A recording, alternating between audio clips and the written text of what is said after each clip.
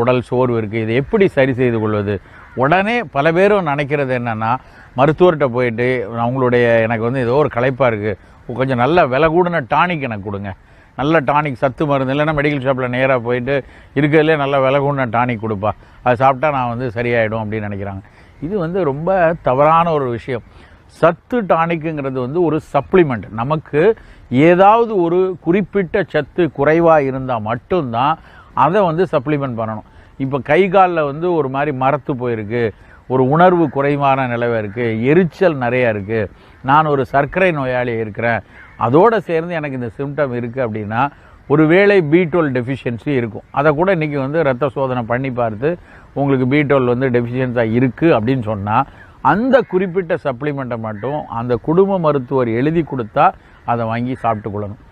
இரும்பு சத்து குறைவாக இருக்குது, உங்களுக்கு 10க்கு கீழே இருக்குது, நீங்கள் கண்டிப்பாக இரத்த டானிக் எடுத்துக்கொள்ளணும், உணவில் மட்டும் உங்களுக்கு உட்கிரகிக்கப்பட மாட்டேங்குது அப்படின்னு உங்கள் மருத்துவர் சொன்னால் அந்த இரும்பு சத்து டானிக்கை வாங்கிக்கொள்ளணும். இல்லை B குறைவாக இருக்குது, விட்டமின் C குறைவாக இருக்குதுன்னு எந்த சத்து குறைவாக இருக்கிறதுங்கிறத மருத்துவர்கள் கணிக்கிறாங்களோ அந்த சத்தை மட்டும் எடுத்துக்கொள்வது தான் சரியான விஷயம், புத்திசாலித்தனமான விஷயம்.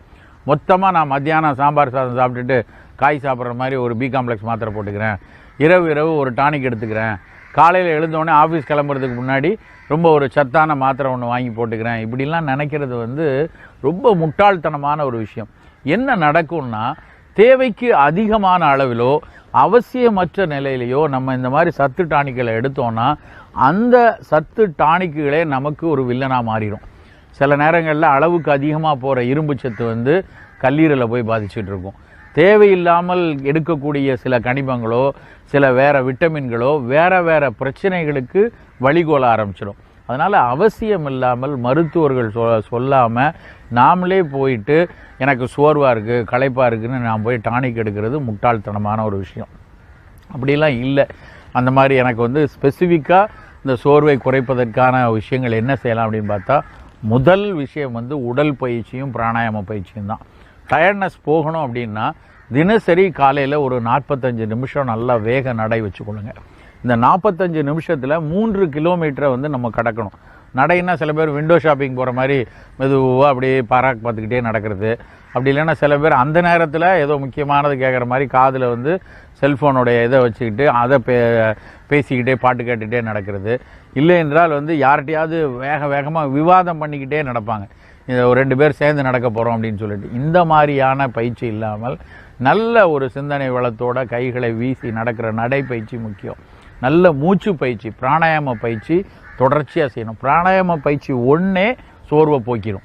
இப்போ அலுவலகத்தில் இருக்கோம், நமக்கு காலையிலேருந்து செய்த வேலையில் ஒரு பயங்கர களைப்பு இருக்குது, உடனடியாக எனக்கு வந்து ஒரு உற்சாகம் வரணும்னா அறைக்குள்ளே ஒரு 10 நிமிடம் நல்ல காற்றோட்டமான அறையாக இருந்ததுன்னா ஒரு 10 நிமிடம் கபாலபாதி பண்ணி நாடி சுற்றி பண்ணிவிட்டு ஒரு 10 நிமிடம் பிராணாயாம பயிற்சி பண்ணிட்டோன்னா ஒரு 4 மணி நேரம் தூங்கி எழுந்ததில் கிடைக்கக்கூடிய புத்துணர்வு அந்த 15 நிமிஷத்தில் கிடைக்கும். அதை வந்து நம்ம முதல் விஷயமாக செஞ்சு கொள்ளணும். அதுக்கப்புறம் சரிவிகித உணவு எடுக்கிறோமா அப்படிங்கிறத பார்த்து நல்ல புரதச்சத்து கிடைக்குதா, நல்ல கார்போஹைட்ரேட் கிடைக்குதா. இன்றைக்கி நிறைய பேர் வந்து உடல் எடை பற்றின பயத்துலையும் இல்லை ஏதாவது நோய் வந்துருமான்னு பயத்துலையும் சரியாக சாப்பிட்றதே இல்லை. அப்போ உணவு சரியாக எடுத்துக்கொள்கிறோமாங்கிறதையும் பார்த்து கொள்ளணும். இன்னும் தாண்டி என்னென்னா, உடனடியாக உடலுக்கு உற்சாகமும் சோர்வையும் போர்க்கக்கூடிய இயற்கை கொடுத்த டானிக்குகள்னு பார்த்தீங்கன்னா அது பழங்கள் தான்.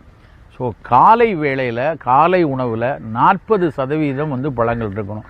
நவ்வா பழமாக இருக்கட்டும், இலந்த பழமாக இருக்கட்டும், வாழைப்பழமாக இருக்கட்டும், நம்ம உள்ளூர் கொய்யா பழமாக இருக்கட்டும், மாதுளை பழம், பப்பாளி, ஏதாவது ஒரு பழம் வந்து உடனடியாக எடுத்துக்கணும். பழங்களில் ரெடிலி அவைலபிள் ஆன்டி ஆக்சிடென்ட்ஸ் இருக்குது. இந்த ஆன்டி ஆக்சிடென்ட் தான் முக்கியமாக இன்றைக்கு வந்து சோர்வுக்கு மருத்துவர்கள் பரிந்துரைக்கக்கூடிய மருந்து. அந்த ஆன்டி ஆக்சிடென்ட்ஸ் எல்லா பழங்கள்லையும் இருக்குது. ஸோ பழங்களை காலை உணவாக எடுத்துக்கொள்ளணும். உடனடியாக தேவையாக இருந்தால் மட்டும்தான் பழச்சாறு குடிக்கணும், இல்லைன்னா பல துண்டுகள் எடுத்துக்கொண்டாலே இந்த சோர்வு போயிடும். இதை தாண்டி மருத்துவ காரணங்கள் இருக்குது, தைராய்டு பிரச்சனை இருக்குது, சக்கரை பிரச்சனை இருக்குது, மன அழுத்தம் இருக்குன்னா அதற்கான சிகிச்சையை எடுத்துக்கொண்டால் மட்டும்தான் இந்த சோர்வு நிரந்தரமாக போகும். அப்படி இல்லாத பட்சத்தில் உடல் பயிற்சி, பிராணாயாம பயிற்சி, நல்ல பழங்கள், கீரைகள், சரியான வேளையில் உணவு, சரியான அளவு உடல் பயிற்சி, சரியான அளவில் நல்ல களைப்பு நீங்கிற மாதிரியான ஒரு 6 to 7 மணி நேர தூக்கம், இத்தனையும் செய்தாலே நம்மளுடைய சோர்வு முழுமையாக போயிடும்.